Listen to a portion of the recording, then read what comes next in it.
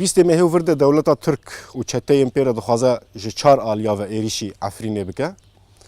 Fakat li tevî hemî cûreyên sîlehê xwe çekê xwe tayarê xwe jî bikartîne bi aliyê leşkerî de heya niha nikarî wî serkeftinek pêk bîne. Mexabin insanê me sivîl, milletê me yê sivîl eger gog serkeftinekî dewleta Tirkiye hebe ew jî li hemberî sivîla ye, li hemberî insanên gog koçber bûne çûne li Efrînê bicih bûne, li hemberî sivîlên li Efrînê bi xwe jiyan dikin.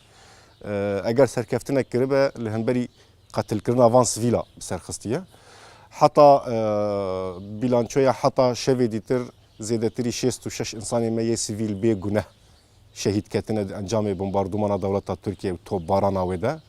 205 insanê sivîl zêdetir hemî birîndar bûne. Gelek ji wan birînê wan xedarin, birînê wan giranin.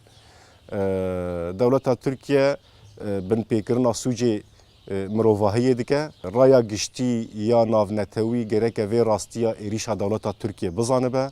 Sînorekî jê re deyne.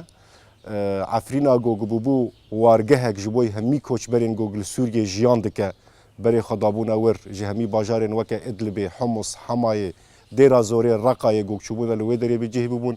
Îro roj terora dewleta Tirk û grûpên gog pê re ê weke Cebhetun Nusra û êdî tir êrişî ser Efrînê dikin bi buhaneya gog Efrînê rizgar bikin, lê wêşkê rizgar bikin. Ev bersivaya heta nihanka kesekî cewaba wê nedaye.